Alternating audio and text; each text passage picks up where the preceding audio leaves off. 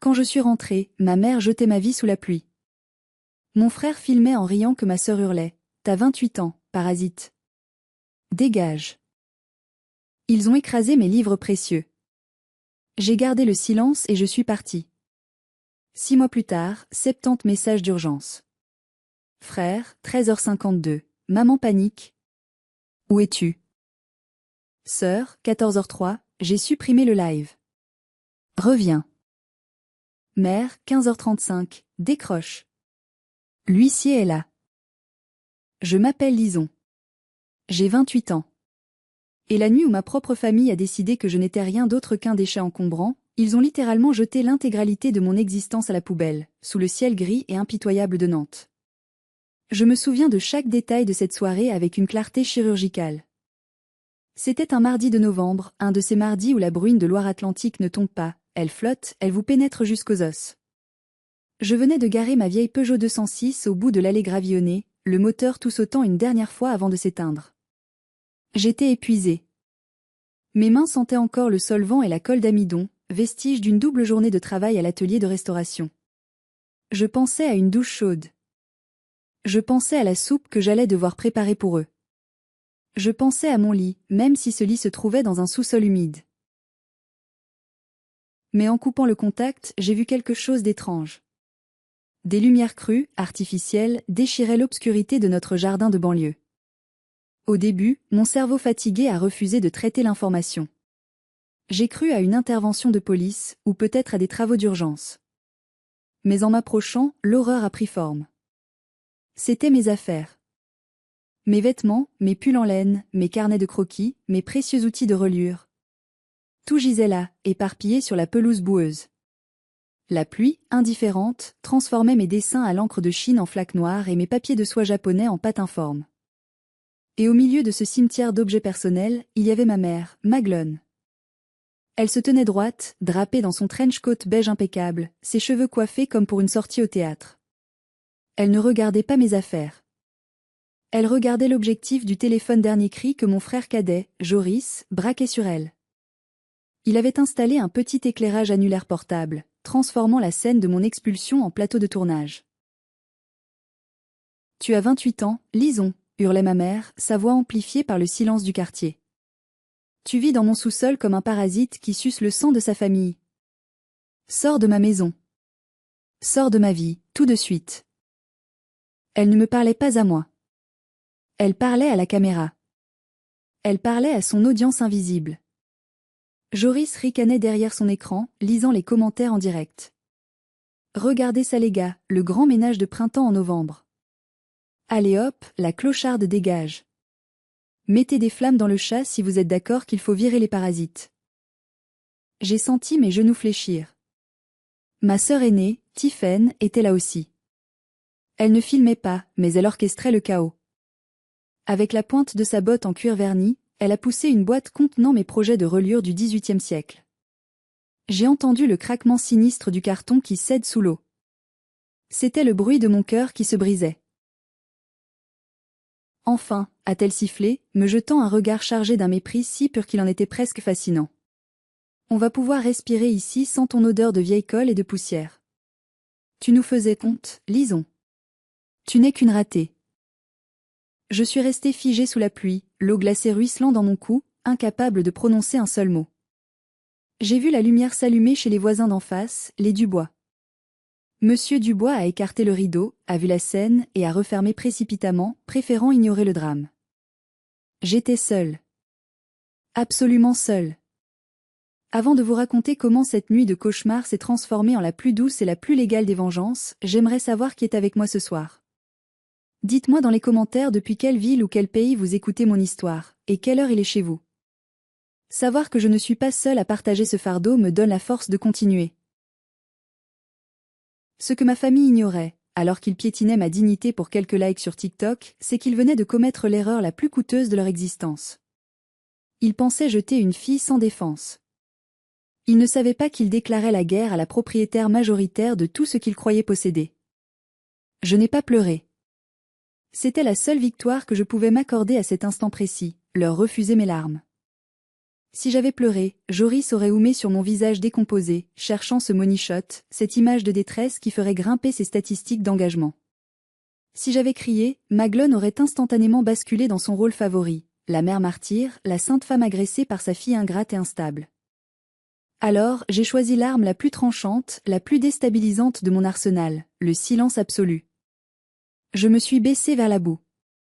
Mes mains tremblaient violemment, non pas de froid, mais d'une rage souterraine qui commençait à bouillir dans mes veines. J'ai ignoré les vêtements trempés. J'ai ignoré les meubles en kit brisés. J'ai cherché une seule chose, ma mallette en cuir renforcé, celle qui contenait mon ordinateur portable et mes outils de précision les plus chers, mes plioirs en os, mes bistouris, mes feuilles d'or. Joris a continué son commentaire sportif odieux. Regardez-la ramper. Allez, prends tes déchets et casse-toi. Et ne reviens jamais gratter à la porte quand tu auras faim. Il a donné un coup de pied dans un sac poubelle qui a roulé jusqu'à mes pieds. Je me suis relevée lentement, serrant ma mallette contre ma poitrine comme un bouclier. J'ai levé les yeux et j'ai regardé Joris droit dans l'objectif de son téléphone. Je n'ai rien dit. J'ai juste fixé la lentille noire avec une intensité vide, morte. Pendant une fraction de seconde, son rire s'est brisé. Il a eu un moment d'hésitation, comme s'il sentait, instinctivement, qu'il allait trop loin. Mais le flux de cœur et d'émojis rieurs sur son écran l'a rassuré, et il a repris ses insultes. Je me suis retournée. J'ai marché vers ma voiture sans me retourner. C'est ça, fuis, a crié Tiphaine. Va pleurer ailleurs. On brûlera ton courrier, ne t'inquiète pas.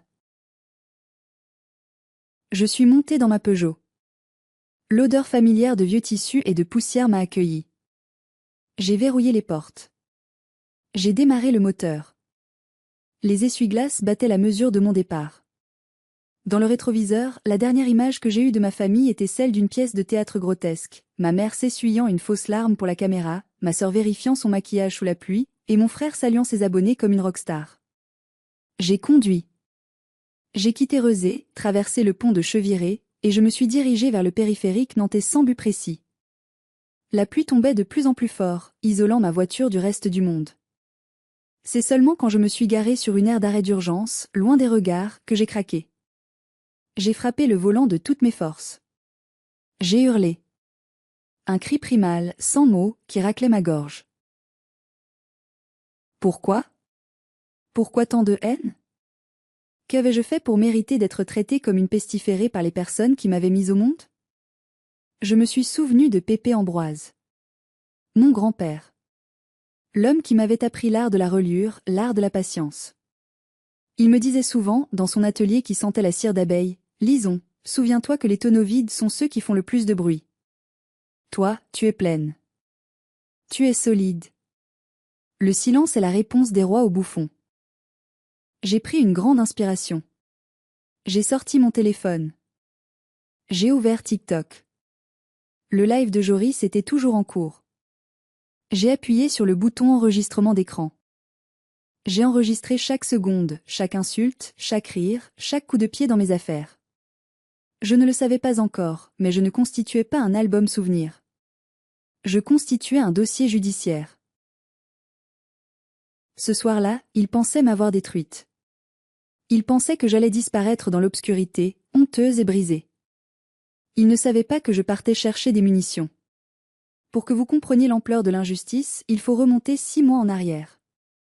Avant cette nuit fatidique, ma vie était un château de cartes en équilibre précaire. J'avais travaillé pendant 2 ans comme restauratrice contractuelle dans un petit musée privé à Paris. J'aimais mon travail passionnément, mais le salaire était misérable et le coût de la vie parisienne exorbitant. Quand le musée a perdu ses subventions et a dû fermer, je me suis retrouvée sans emploi et sans logement du jour au lendemain. Je n'avais pas eu d'autre choix que de ravaler ma fierté et d'appeler ma mère.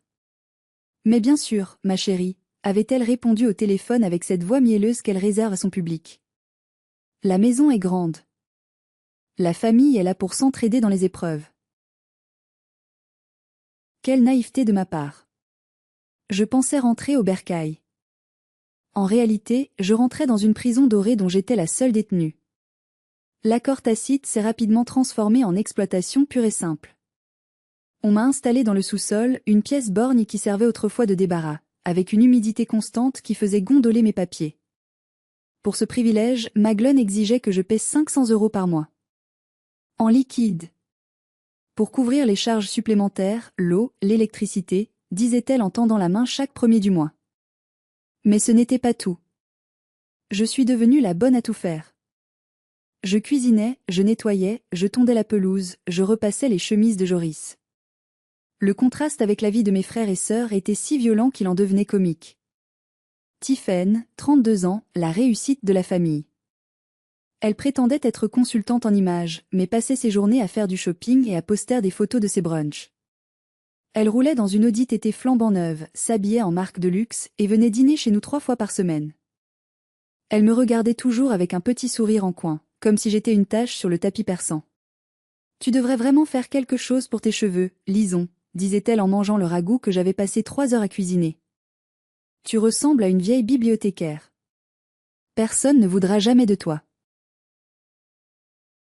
Et Joris, 22 ans, le petit prince. Il avait arrêté ses études de droit au bout de 2 mois parce que c'était trop fatigant. Il avait décidé de devenir influenceur. Ma mère lui avait fait aménager le studio du jardin, un espace lumineux, chauffé, indépendant pour en faire sa gaming room. Il y passait ses nuits à hurler devant des jeux vidéo. Il ne payait pas un centime de loyer. Au contraire, c'est ma mère qui lui glissait des billets pour qu'il s'achète du nouveau matériel. « Lison, tu peux aller me chercher un coca ? Je suis en pleine partie classée là, je peux pas bouger, me criait-il depuis le jardin. Et si je refusais, ma mère intervenait. Oh Lison, sois gentille, ton frère travaille dur pour construire sa communauté. J'étais Cendrillon sans la marraine la fée. Je travaillais 10 heures par jour sur des projets freelance mal payés pour honorer mes 500 € de loyer, tout en servant une famille qui me méprisait. À l'église le dimanche, Maglone jouait son meilleur rôle. Elle prenait le bras du prêtre et soupirait. « Priez pour ma Lison, mon père. » Elle est revenue à la maison, complètement perdue. C'est une croix lourde à porter pour une mère seule, mais je le fais par amour. Tout le monde la plaignait. Tout le monde admirait sa générosité. Personne ne voyait l'enveloppe de billets qu'elle fourrait dans son sac Hermès chaque mois, mon argent, l'argent de la ratée, qui servait à payer ses séances de botox et les caprices de Joris. J'ai serré les dents. Je me suis dit que c'était temporaire. Que j'allais m'en sortir. Je ne savais pas que mon succès imminent allait être le déclencheur de leur haine. Tout a basculé le matin même de l'expulsion. C'était une journée qui avait commencé par un miracle. En ouvrant ma boîte mail, j'avais découvert une notification de la Bibliothèque nationale de France, BNF. Ils avaient accepté mon devis pour un projet de restauration majeure, la remise en état d'une collection de manuscrits du XVIIe siècle endommagés par une inondation. C'était le contrat d'une vie. Le montant de l'acompte seul suffisait pour que je puisse louer un appartement décent, acheter du matériel professionnel et surtout, quitter ce maudit sous-sol pour toujours. J'avais envie de danser. J'avais envie de crier de joie. Dans mon euphorie, j'ai commis une erreur stratégique fatale. J'ai imprimé le contrat pour le relire, et je l'ai laissé négligemment sur la table de la cuisine pendant que je montais prendre ma douche. Quand je suis redescendue, Maglone était là. Elle tenait les feuilles de papier dans ses mains manucurées. Tiffaine était assise en face d'elle, buvant mon café. L'atmosphère dans la cuisine était glaciale. « C'est quoi ça, Lison ?» a demandé ma mère, sa voix tremblante non pas de joie, mais d'une colère contenue. « C'est une super nouvelle, maman », ai-je répondu avec un sourire innocent. « C'est un énorme contrat avec l'État. Je vais pouvoir déménager le mois prochain. Je ne serai plus un fardeau pour toi. » J'attendais des félicitations. J'attendais un sourire. Au lieu de cela, Maglone a reposé le papier comme s'il était contaminé. Elle a échangé un regard lourd de sens avec Tiffaine. « Ne t'emballe pas, » a dit ma mère sèchement. « C'est du freelance. Ce n'est pas un vrai travail. Tu sais très bien que tu n'es pas capable de gérer autant de responsabilités. Tu vas échouer, comme à Paris. Et tu vas revenir en pleurant. Mais maman, regarde le montant. C'est signé. » Tiffaine a ricané. « La BNF ? Ils doivent vraiment être désespérés pour engager quelqu'un qui vit dans une cave. Tu as sûrement mal lu les conditions. Ils vont te virer au premier livre que tu vas déchirer. » Sur le moment, je n'ai pas compris.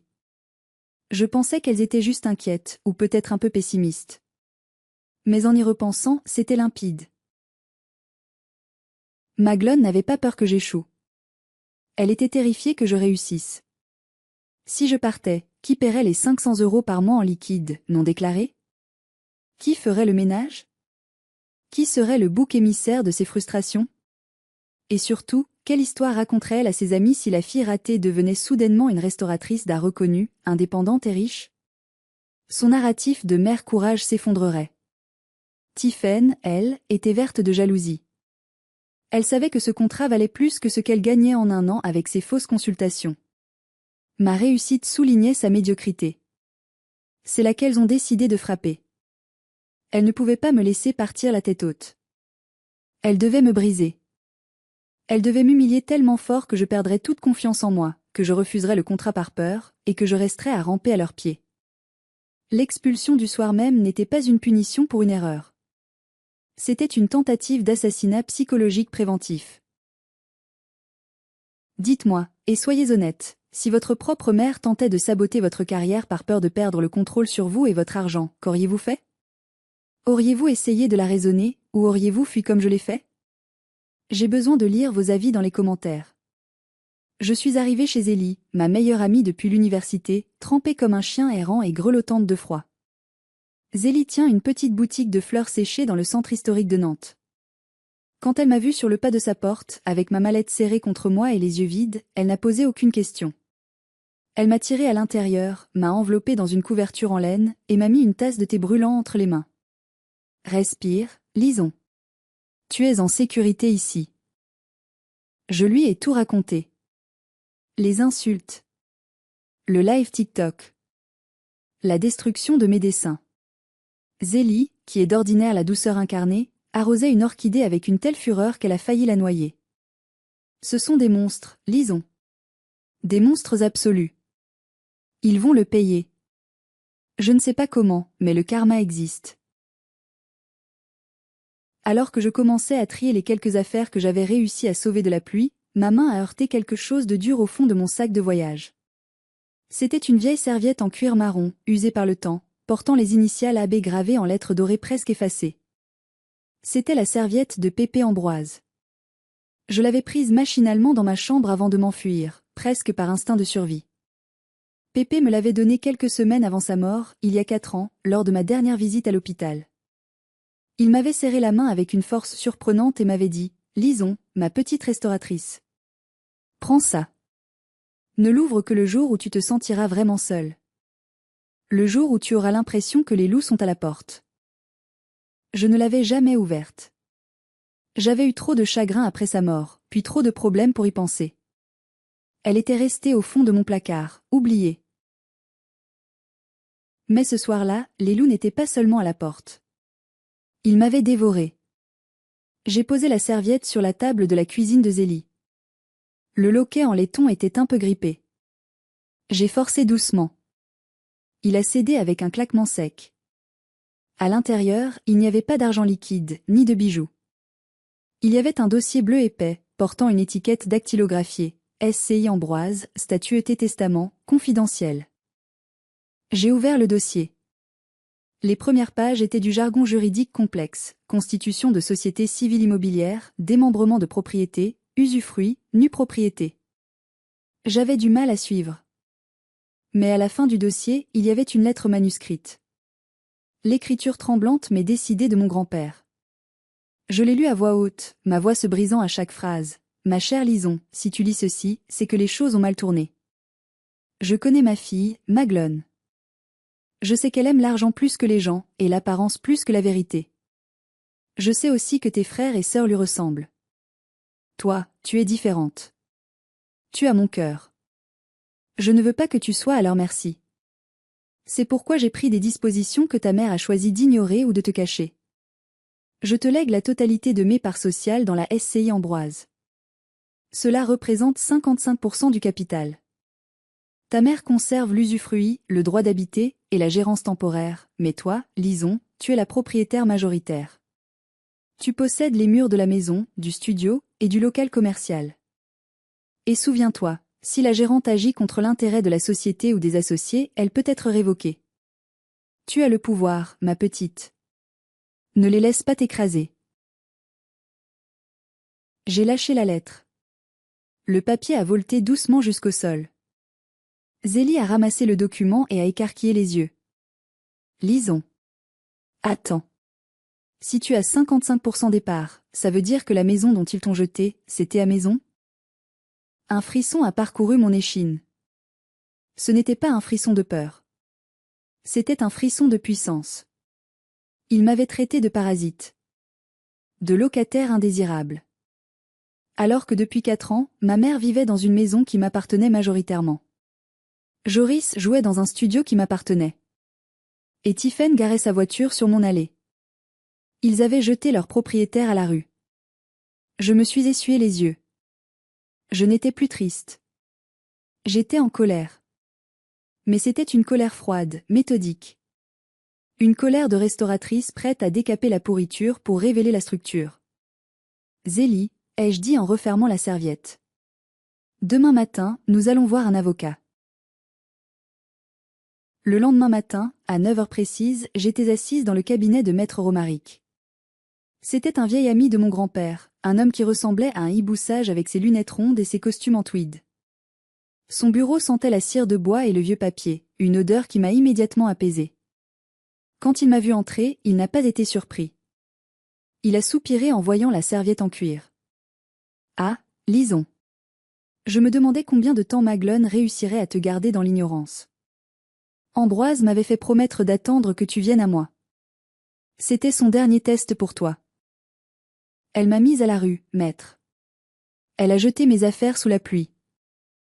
Maître Romaric a pincé les lèvres, une lueur dangereuse dans les yeux. C'est une erreur tactique majeure de sa part. Ouvrons les comptes, veux-tu?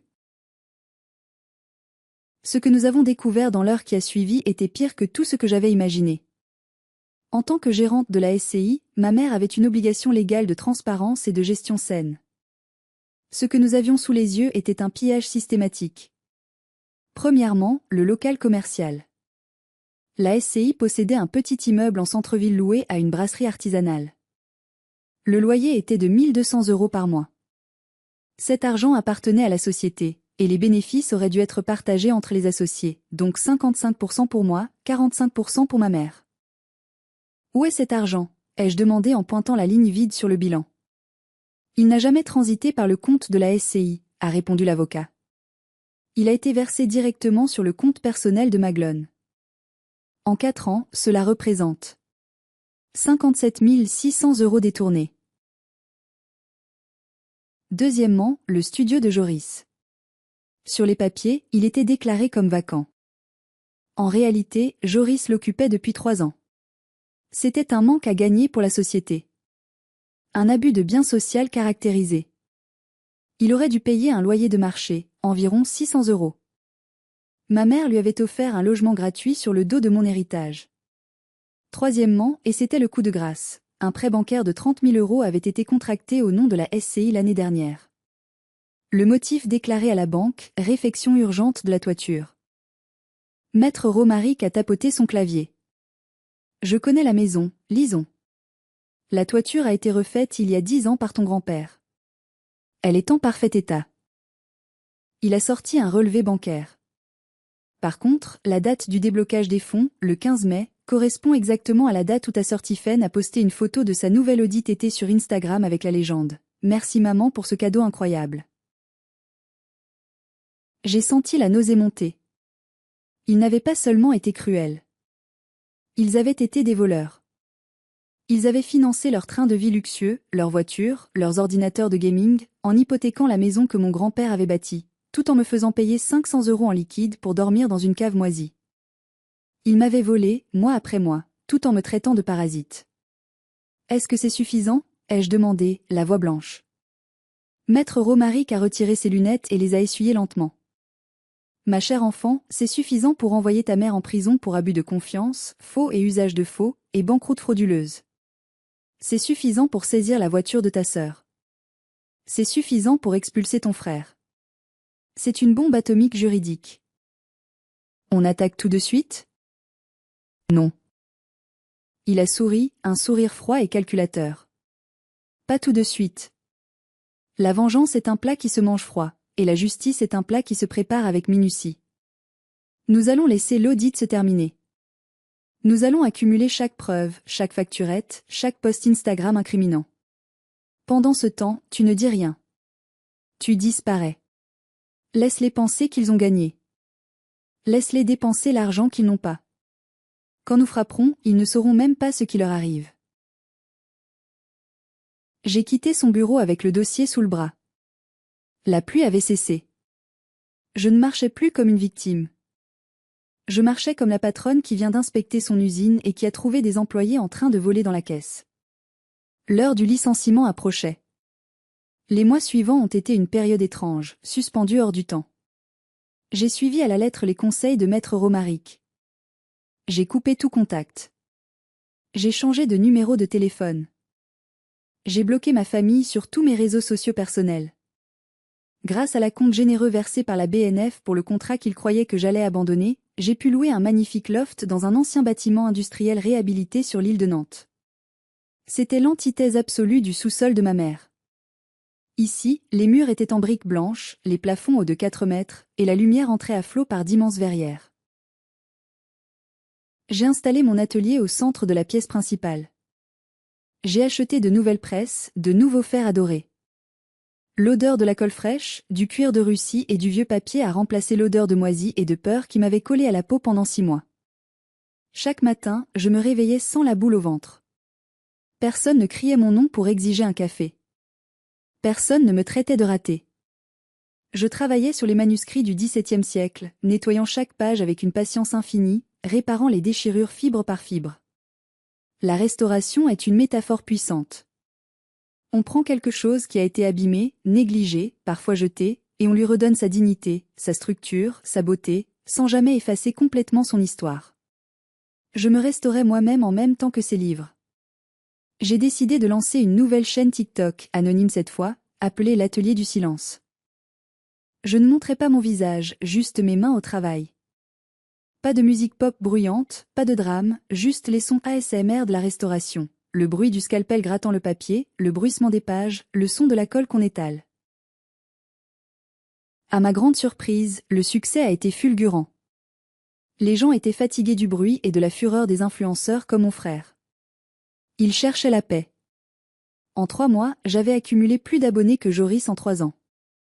Je voyais parfois ses vidéos, via un compte faux, où il hurlait et s'agitait pour capter l'attention, désespéré par la chute de ses vues, alors que mes vidéos silencieuses atteignaient des millions de vues. C'était une première revanche, douce et secrète. Pendant ce temps, Maître Romaric travaillait dans l'ombre. Chaque semaine, nous faisions un point.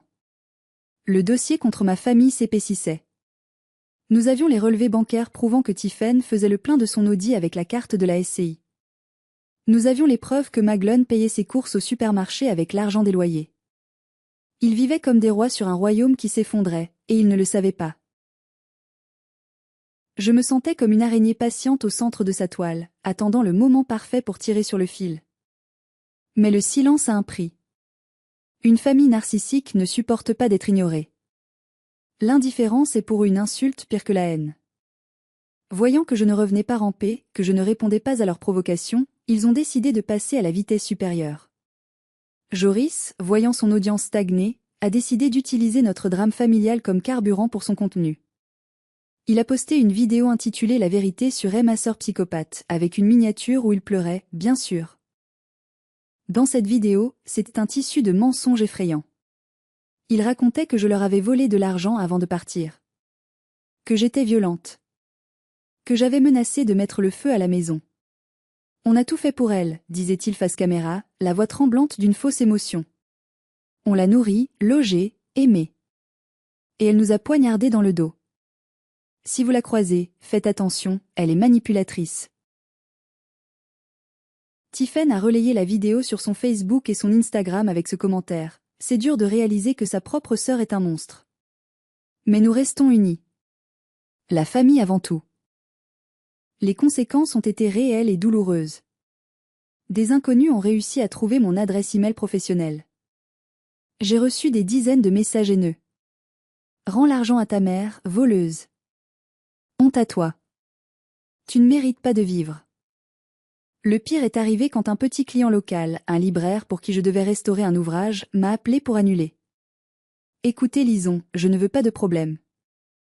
J'ai vu les vidéos. Je préfère qu'on en reste là. Ce soir-là, j'ai failli craquer.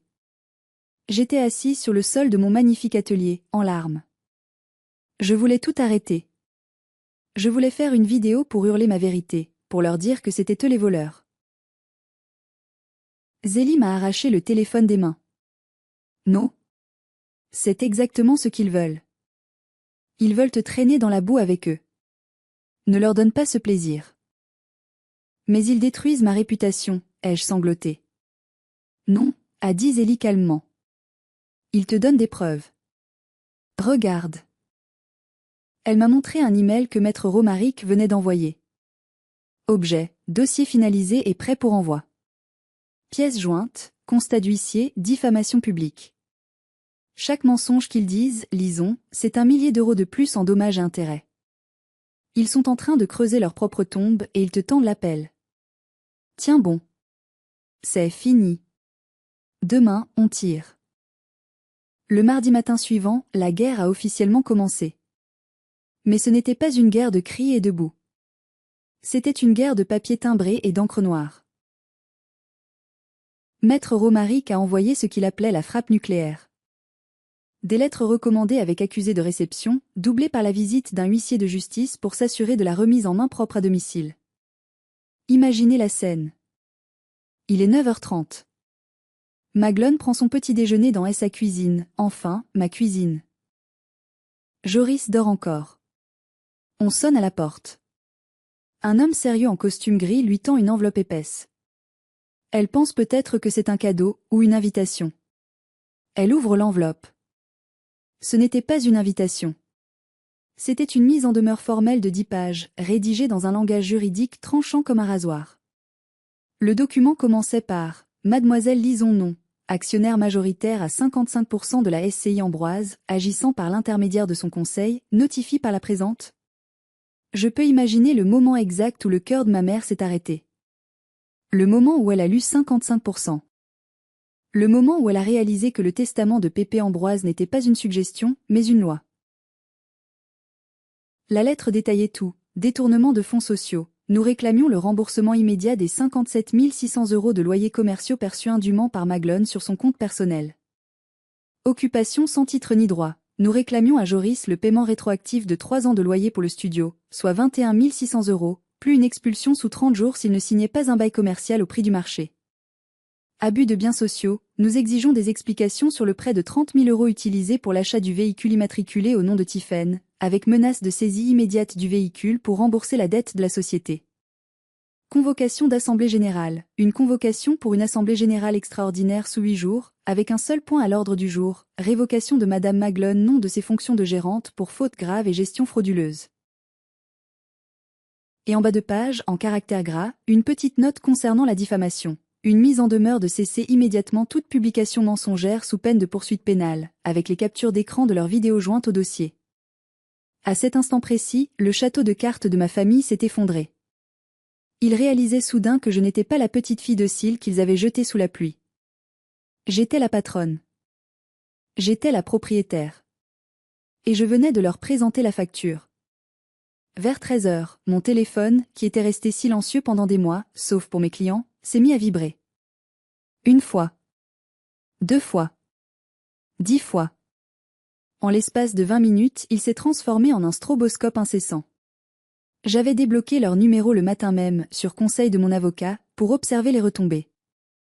Ce fut une étude fascinante et terrifiante de la psychologie humaine face à la catastrophe. J'ai reçu 70 notifications en moins d'1 heure. D'abord, la colère, immédiate et brutale. Joris, 13h52. Wesh, t'es sérieuse? Un huissier vient de passer. Maman est en train de faire une crise de nerfs dans le salon. T'as pas honte d'attaquer ta propre mère? Joris, 13h54. Réponse à lâche. On va te pourrir. T'as cru que tu pouvais nous faire peur avec tes papiers? Ensuite, la phase de négociation maladroite et hypocrite. Tiffen, 14h03. Lisons, coucou. Je viens d'avoir maman au téléphone, elle pleure. Je pense qu'il y a un énorme malentendu avec cette histoire d'avocat. Pour la voiture, c'était un cadeau de famille, on pensait que Pépé aurait voulu ça pour moi. Rappelle-moi, on peut s'arranger entre sœurs. Pas besoin de mêler la justice à ça. Bisous. Je devais rire. Entre sœurs. La même sœur qui m'avait traité de ratée et qui avait donné un coup de pied dans mes affaires. Soudain, quand son audité était menacé, le lien du sang redevenait sacré. Puis, la peur a commencé à s'installer réellement. Maglone, 14h30, lisons. Où es-tu? Je ne comprends pas ces papiers. Tu as 55%? C'est impossible. Ton grand-père ne m'aurait jamais fait ça. Appelle-moi. S'il te plaît. La banque vient d'appeler, il parle de geler les comptes de la SCI à cause de la procédure. Je ne peux plus retirer d'argent. Et enfin, le désespoir total et le changement de ton radical. Joris, 15h10, j'ai supprimé la vidéo sur YouTube. J'ai tout supprimé. Mec, sérieux, ils disent que je dois 20 000 balles de loyer? J'ai pas ça. Je suis étudiant, enfin presque. Dis-leur d'arrêter. Je vais finir à la rue. Maglone, 15h35, décroche. L'huissier a parlé de saisie sur salaire. On est une famille, lisons. On ne se fait pas ça. Tu ne peux pas me faire ça à moi, ta mère qui t'a porté. Je lisais les messages en sirotant un thé glacé sur ma terrasse ensoleillée, loin de leur chaos. On ne se fait pas ça. Quelle ironie délicieuse. Jeter sa fille dehors en pleine nuit sous la pluie? Ça, on le fait. L'humilier devant des milliers d'inconnus?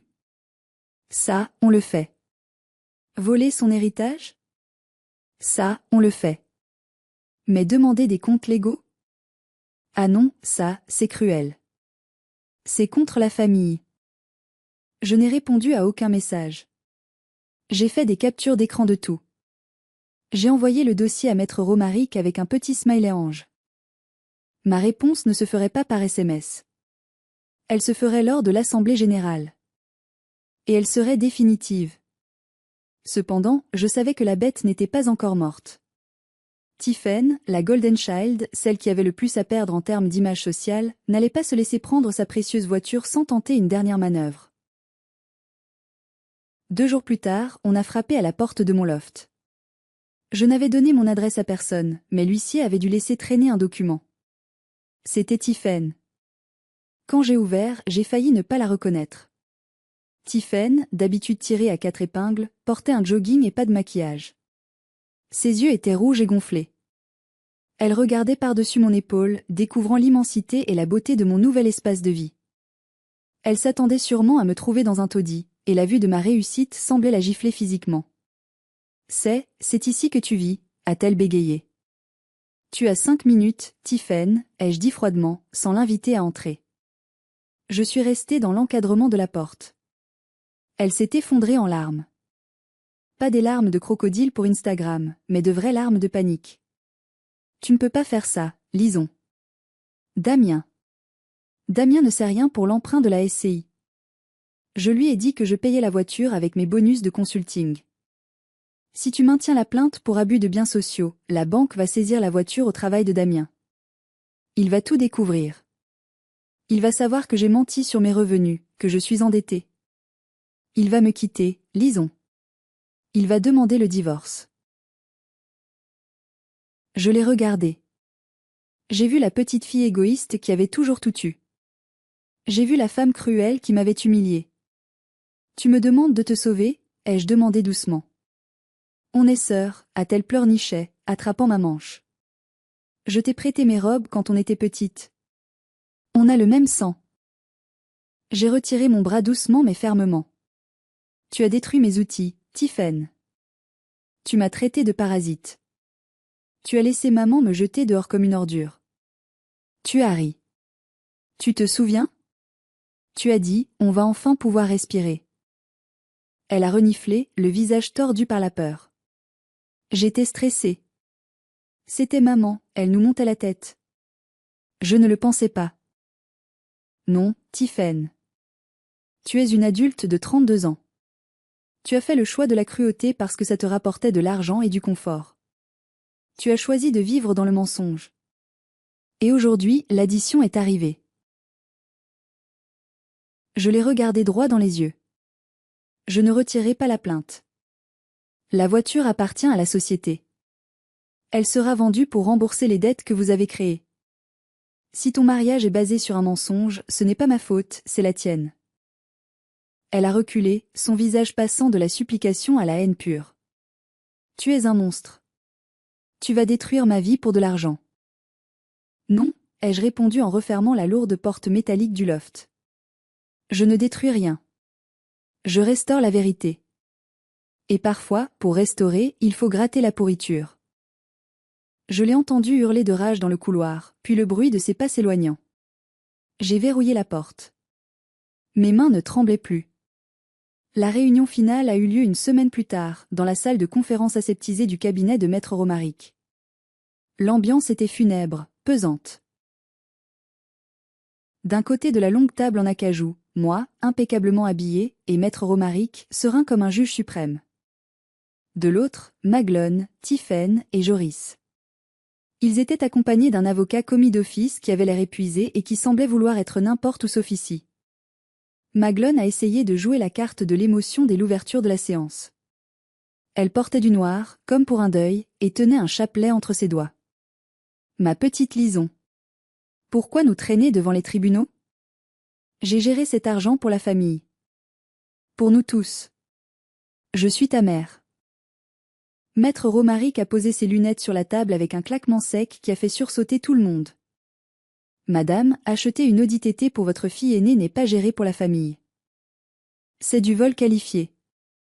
Ne pas déclarer 57 000 € de loyers commerciaux, c'est de la fraude fiscale. Loger votre fils gratuitement alors que la société est en déficit, c'est de la gestion déloyale. Vous n'avez pas agi en mère de famille. Vous avez agi en prédatrice. L'avocat de ma mère a toussé, gêné. Mes clients sont prêts à trouver un arrangement amiable pour éviter le pénal. Ils reconnaissent quelques irrégularités comptables. Irrégularités? J'ai pris la parole pour la première fois. Ma voix était calme, posée, mais elle résonnait dans la pièce silencieuse. Je me suis tournée vers ma mère. Maman, tu m'as fait payer 500 € de loyer pour vivre dans une cave humide, dans ma propre maison. Tu as pris cet argent pour t'acheter des sacs à main pendant que je mangeais des pâtes premier prix. Tu as essayé de détruire ma carrière par pure jalousie. J'ai sorti mon téléphone, je l'ai connecté au grand écran de la salle et j'ai lancé la vidéo du live stream.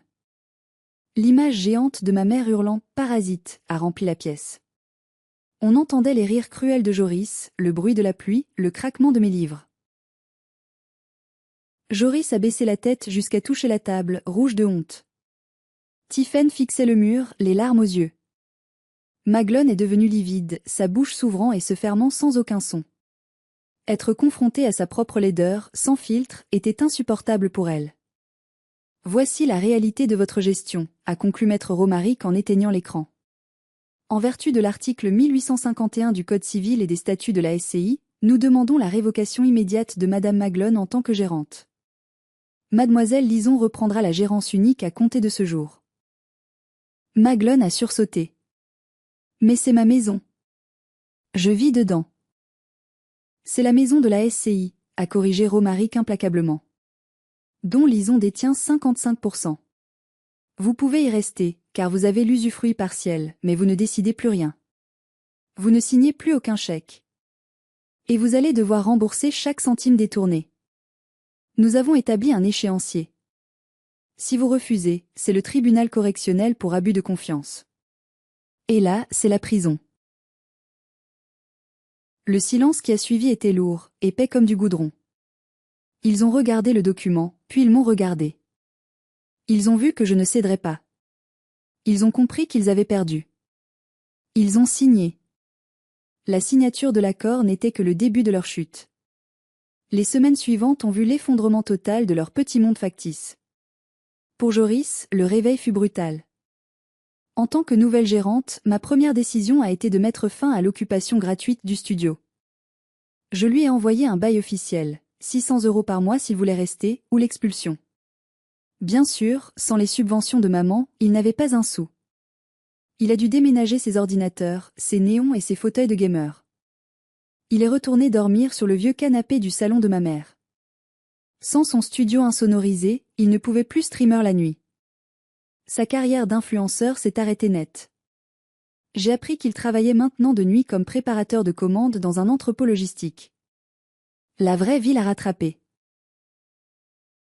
Pour Tiphaine, ce fut la catastrophe sociale qu'elle redoutait. Pour rembourser la dette de la SCI, j'ai ordonné la saisie de l'AUDITT. La dépanneuse est venue la chercher devant sa maison, sous les yeux de ses voisins et de son mari. Damien, son mari, a découvert les mensonges, l'emprunt caché, les fausses factures, les dettes de carte de crédit. Il n'a pas supporté la trahison. Il a demandé le divorce le mois suivant. Tiphaine a dû quitter sa belle villa et retourner vivre chez notre mère, dans son ancienne chambre d'adolescente. L'ambiance dans cette maison, avec 3 adultes aigris et fauchés, doit être un enfer sur terre. Pour Maglone, la punition fut la perte de ce qu'elle chérissait le plus, le pouvoir et l'apparence. Elle vit toujours dans la grande maison, je ne suis pas un monstre, je n'ai pas mis ma mère à la rue, mais je contrôle les cordons de la bourse. Je lui verse une petite pension issue des bénéfices de la SCI, calculée au centime près pour ses besoins vitaux. Fini les déjeuners au restaurant, fini les nouvelles tenues chaque semaine. Elle ne peut plus inviter ses amis de la paroisse pour des thés fastueux car elle a honte de ne plus pouvoir payer. Elle est devenue ce qu'elle méprisait, une femme ordinaire, dépendante de sa fille. Mais il restait une condition à l'accord. L'article 4. La condition non négociable pour que je ne porte pas plainte au pénal pour diffamation. J'avais exigé une rétractation publique. Il devait faire une vidéo, postée sur le même compte TikTok que Joris avait utilisé pour m'humilier et me détruire. La vidéo devait rester en ligne pendant 1 an, sans possibilité de désactiver les commentaires. La vidéo a été postée un mardi soir. C'était un chef-d'œuvre de malaise. Plan fixe, lumière crue du salon. Pas de filtre beauté, pas de musique entraînante. Ils étaient assis tous les 3 sur le canapé beige, serrés les uns contre les autres comme des naufragés. Ils avaient l'air vieillis de 10 ans. Joris a commencé, lisant un texte préparé par nos avocats, les yeux baissés. Nous tenons à présenter nos excuses publiques à Lison. Les accusations que nous avons portées contre elle dans nos précédentes vidéos étaient fausses et infondées. Lison n'a jamais volé d'argent. Au contraire, c'est nous qui avons mal géré le patrimoine familial et porté atteinte à son honneur. Puis Maglone a pris la parole. Sa voix était étranglée, ses mains trituraient sa jupe. C'était la chose la plus difficile qu'elle ait jamais eu à faire, admettre devant le monde entier qu'elle n'était pas parfaite. Je regrette d'avoir agi sous le coup de la colère et d'avoir menti sur la situation de ma fille. Lison est une professionnelle honnête, talentueuse, et c'est elle qui a sauvé l'héritage de son grand-père. Je lui demande pardon. La vidéo est devenue virale, mais pas comme il l'espérait. L'algorithme, cruel et juste, l'a propulsée. Les commentaires ont déferlé par milliers. Chais. Le karma n'oublie personne. Bravo Lison d'avoir tenu bon face à cette famille toxique. C'est satisfaisant de voir les méchants payer. Quelle honte pour cette mère. Courage à la fille. J'ai regardé la vidéo une seule fois, dans le calme de mon atelier. Je n'ai ressenti aucune joie sadique. Je n'ai pas ri. J'ai juste ressenti un immense soulagement, comme si un poids de 100 kilos venait d'être retiré de ma poitrine. La vérité était rétablie. Mon nom était propre. C'était tout ce que je voulais. 1 an a passé depuis cette nuit sous la pluie. Ma vie est méconnaissable. Grâce aux revenus régularisés de la SCI, la brasserie paie maintenant son loyer directement sur le compte de la société, dont je touche 55% des dividendes, et grâce à mes contrats de restauration qui affluent, j'ai pu acheter une petite maison de ville à Nantes, près du Jardin des Plantes. C'est une vieille bâtisse du 19e siècle, un peu tordue, qui a besoin de beaucoup d'amour. Je la restaure moi-même, pierre par pierre, joint par joint. Il n'y a pas de sous-sol humide ici. Il y a de la lumière, des plantes vertes partout, et des murs couverts de livres. C'est mon sanctuaire. Je n'ai plus aucun contact personnel avec ma famille. Je communique uniquement par des mails formels envoyés une fois par an pour l'approbation des comptes de la SCI. Joris m'a envoyé un SMS à Noël. Tu me manques, sœurette. Je n'ai pas répondu. Il ne manque pas sa sœur. Il manque le temps où il pouvait m'exploiter et où je remplissais son frigo. Zélie est toujours à mes côtés, ma véritable sœur de cœur. On rit souvent en buvant du vin dans mon jardin, en repensant à la tête de Tiphaine quand Lucie a sonné. J'ai appris une leçon précieuse, on peut choisir sa famille. Et parfois, pour se sauver, il faut savoir amputer le membre gangrené, même si c'est douloureux. Je repense souvent à Pépé Ambroise. Il savait. Il avait vu la cupidité dans les yeux de sa fille bien avant moi. Il savait que s'il me donnait de l'argent liquide, ma mère me l'aurait pris par la ruse ou la force. Alors il m'a donné des parts sociales. Il m'a donné une structure juridique. Il m'a légué une arme à retardement qu'elle ne pouvait pas comprendre ni voler. Il m'a donné le pouvoir de me défendre. Si vous écoutez mon histoire ce soir et que vous vous sentez piégé, humilié ou exploité par ceux qui sont censés vous aimer le plus, écoutez-moi bien, le sang ne justifie pas l'abus. Le titre de mère, de père ou de sœur ne donne à personne le droit de vous traiter comme un déchet. Et surtout, ne sous-estimez jamais votre propre valeur. S'ils vous crient dessus, s'ils essaient de vous diminuer, c'est souvent parce qu'ils ont peur de votre lumière. Ils ont peur de ce que vous pourriez devenir sans eux. J'étais la ratée. La parasite. La fille du sous-sol. Aujourd'hui, je suis libre, propriétaire et apaisée. Et eux, ils sont prisonniers de leurs propres mensonges, enfermés dans une maison qui ne leur appartient même plus vraiment. Parfois, la meilleure vengeance n'est pas de crier plus fort qu'eux. C'est de réussir, d'être heureux, et de laisser le silence faire le reste. Merci infiniment d'avoir écouté mon histoire jusqu'au bout. Si vous aussi, vous avez dû couper les ponts avec une famille toxique pour sauver votre peau, ou si vous avez connu une injustice similaire, mettez un j'aime sur cette vidéo et partagez votre expérience dans les commentaires. Ça aide vraiment de savoir qu'on n'est pas seul.